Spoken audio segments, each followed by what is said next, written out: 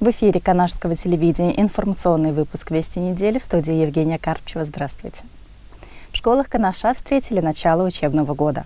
День знаний – это первые звонки в школе и волнения, море цветов и белых бантов. И, конечно же, традиционные уроки мира. Это самый долгожданный день для тех, кто впервые переступит школьный порог. Подробности в репортаже нашего корреспондента Ренаты Сагдеевой.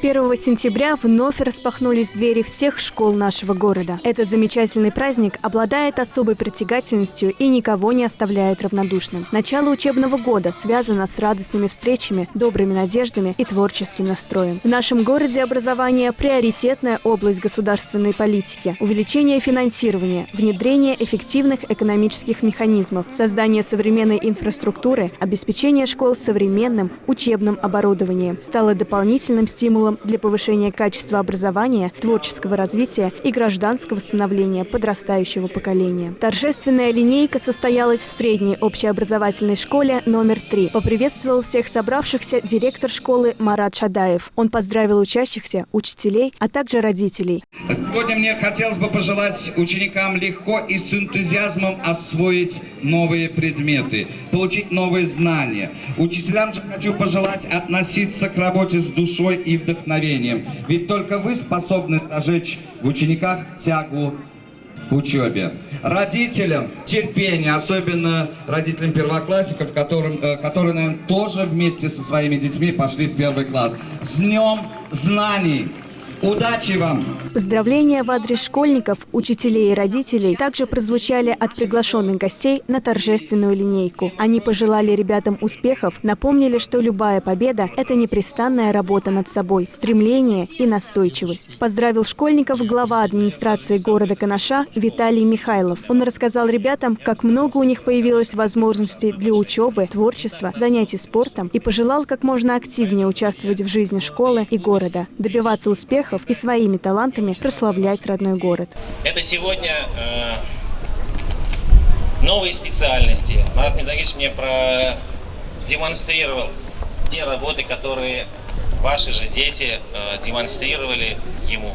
То есть это геодезические какие-то изыскания, это новые профессии, поэтому не только на этом мы будем останавливать свое внимание. Да, спорту отдельное внимание мы уделяем. В этом году оба спортзала отремонтируем.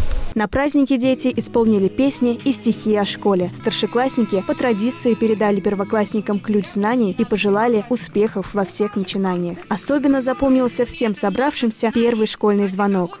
Хочу пожелать первоклассникам прежде всего стараний в учебе. Я хочу, чтобы они знали, как правильно нужно работать, как правильно нужно учиться, чтобы учеба помогла им в будущем. В ногу с современными технологиями идет средняя школа номер 3. Год назад в рамках национального проекта образования и федерального проекта «Современная школа» в школе появился уникальный центр развития цифрового и гуманитарного профилей «Точка роста».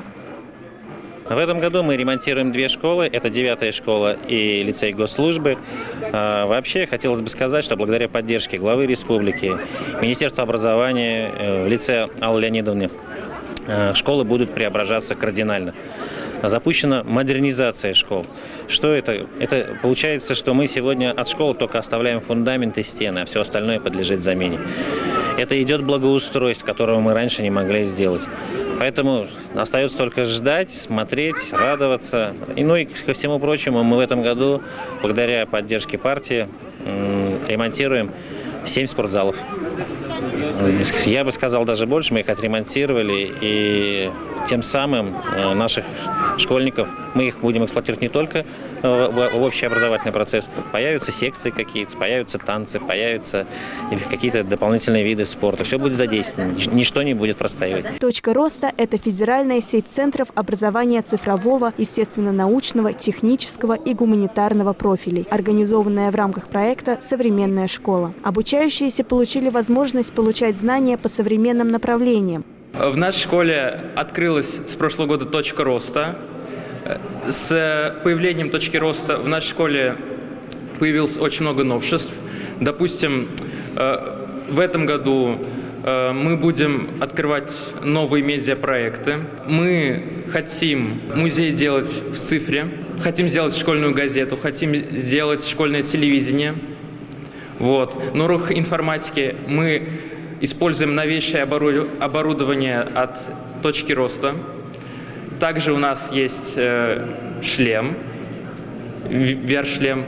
Вот. И также мы иногда играем в шахматы от «Точки роста». На уроках технологий мы используем 3D-принтер. Как жаль, что я ухожу скоро с этой школы, но в будущем я еще не раз сюда приду, чтобы прочувствовать еще раз эту школьную жизнь.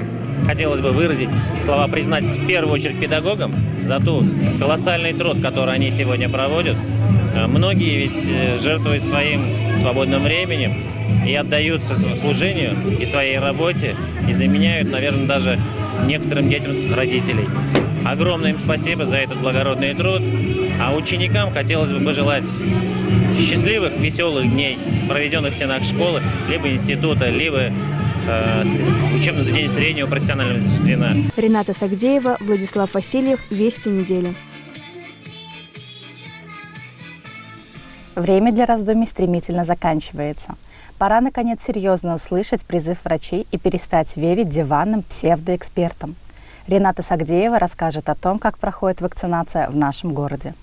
В городе Канаше беспрерывно работают пункты вакцинации от коронавируса. Как защитить свой организм от COVID-19, как работает вакцина от вируса и где можно привиться. На все вопросы для нашей съемочной группы ответила врач общей практики Нина Митрофанова. Единственный способ защититься от коронавирусной инфекции и уменьшить смертность, создать коллективный иммунитет – это, конечно, вакцинация. Еще я хочу сказать, что лучше всего поверить тому, что мы вам говорим, потому что вакцины наши все отечественного производства, и мы пользуемся только нашими вакцинами, которые разработаны в Москве, в Екатеринбурге, в Новосибирске. Это очень хорошие вакцины. В группе риска люди пожилого возраста. Важность вакцинации от коронавируса для горожан старшего возраста нельзя недооценивать. Для горожан этого возраста болезнь особенно опасна. Хочется отметить, что они и сами осознают риски и идут на вакцинацию очень активно. Протекала болезнь очень тяжело, в тяжелой форме. Я лежала в Урнарской районной больнице, потому что нигде местов не было. Ни в Чебоксарах, ни в Новочебоксарске, ни в Канаше, нигде местов не было. В общем, привозили очень большой партии. В общем, подключали людей, в общем, на искусственную вентиляцию легких. Потом еще очень много людей умирало, конечно. Это, знаете, да, это очень страшно. Это очень страшно. Были ли какие-либо последствия после? Последствия очень тяжелые. И в этом году я решила сделать вакцинацию. Сделала 2 прививочки. Сейчас я себя чувствую хорошо. И еще я хочу сказать, что именно людям 60 лет и старше необходимо вакцинироваться, потому что в таком возрасте у людей накапливается целый багаж хронических заболеваний. Это и сердечно-сосудистая патология, и эндокринная патология, и обменные заболевания, и ожирение, и многие другие заболевания, которые, если присоединится коронавирус к этим заболеваниям, заболевание будет протекать очень тяжело, и больные многие погибают от осложнений. И поэтому для того, чтобы не было этих заболеваний, чтобы вы остались живы и здоровы, чтобы ваши родственники не переживали за состояние здоровья, необходимо вакцинироваться. Коллективный иммунитет против COVID-19 должен формироваться путем защиты людей посредством вакцинации, а не путем воздействия на них патогена, вызывающего заболевание. Вы сделали вакцину от коронавируса? Да, я сделала обе прививки. Были ли у вас какие-нибудь симптомы? Спер прививка, да, маленько, так, слегка только. Ну, маленько, как сказать, был дискомфорт в организме. А так все нормально. Вторая вообще прошла успешно, вообще ничего не было. Мне врачи объяснили, как это будет проходить все, последствия, как будто если будут. Ничего, последствий не было. Очень хорошо, легко. Как вы себя чувствовали после первой вакцинации? Хорошо. Температура, повышение температуры? Не было, все нормально. После второй? И после второй нормально. Что пожелаете, посоветуете тем, кто еще не прививался? Пожелаю вакцинироваться, чтобы не болели.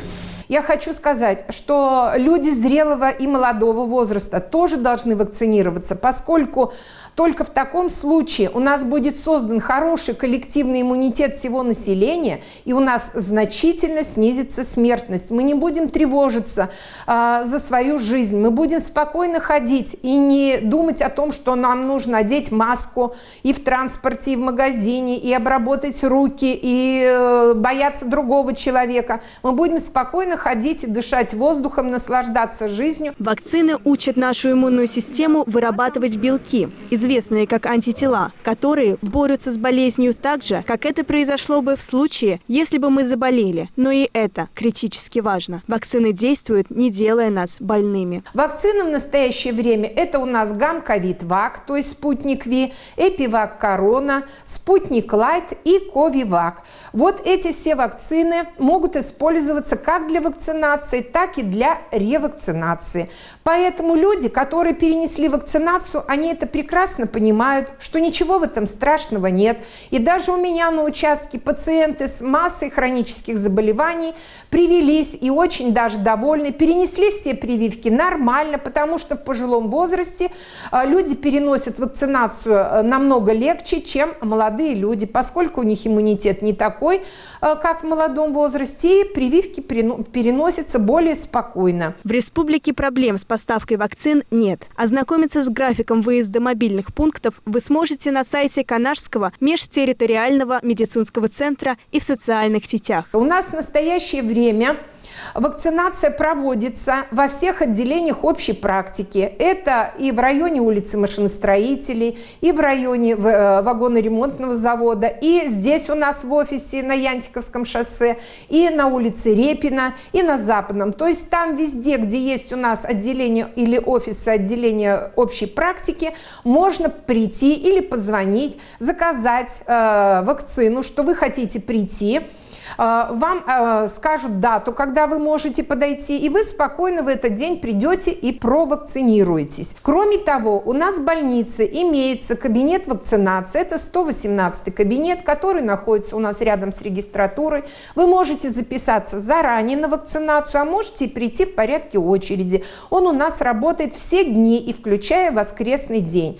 Графики работы вы можете узнать и в регистратуре по телефону 2 19 18, и в своих отделениях общей врачебной практики. Вакцина безопасна, противопоказания минимальны. Все вакцины против COVID-19 обеспечивают надежную защиту, предотвращая тяжелое течение заболевания, риск госпитализации и смерти от коронавируса. Перед прививкой от коронавируса каждый пациент проходит обследование. Реабилитация после прививки протекает в спокойной обстановке. Если же возникают какие-то незначительные осложнения или могут возникнуть, вы можете к нам обратиться или позвонить, и мы вам всегда дадим консультацию.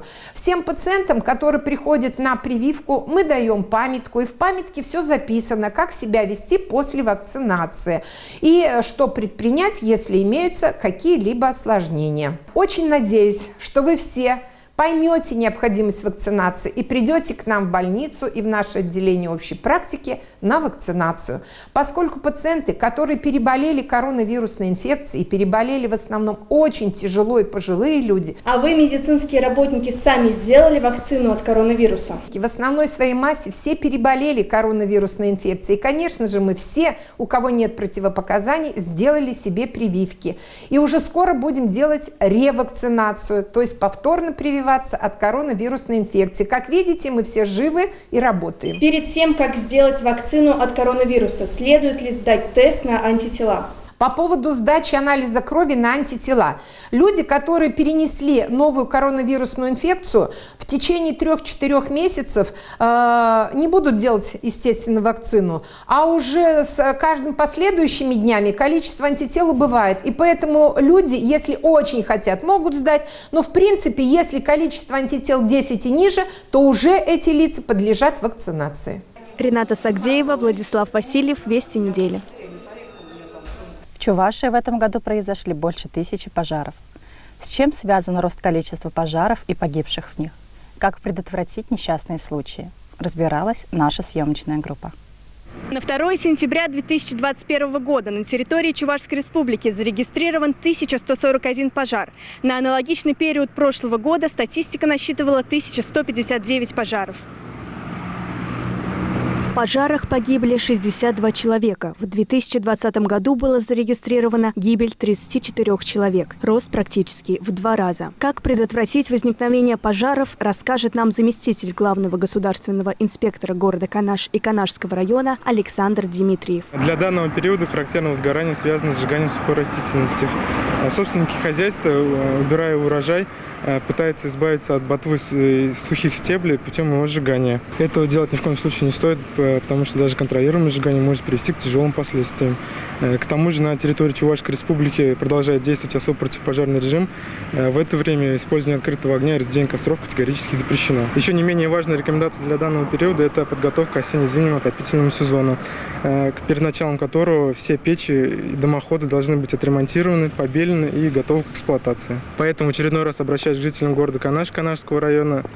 Соблюдайте требования пожарной безопасности, берегите себя и своих близких. Травмы различной степени тяжести на пожарах получили 53 человека. На аналогичный период прошлого года этот показатель составлял 54 человека. Обстановка с пожарами и их последствиями на территории города Канаш и Канашского района складывается следующим образом. С начала 2021 года произошло 89 пожаров. В 2020 году статистика насчитывала 83. Рост на 7%. Погибло 6 человек. В 2020 году была зарегистрирована гибель 3 человек. Рост в 2 раза. Травмы различной степени тяжести в пожарах получили еще 4 человека. При обнаружении пожара или признаков горения гражданам необходимо немедленно сообщить об этом по телефону в пожарную охрану с указанием места загорания и его адреса, а также фамилии сообщающего. Номера вызова подразделения пожарной охраны 01, 101 и 112. Рената Сагдеева, Владислав Васильев. Вести недели. В Канаш прибыл крестный ход «Святая Русь». Его участники привезли уникальную православную святыню. Это точная копия знаменитого Годеновского креста 1423 года. Каждый житель нашего города сможет увидеть святыню в кафедральном соборе в храме Николая Чудотворца. На этом наш выпуск подходит к концу. Всех благ вам и здоровья. До новых встреч!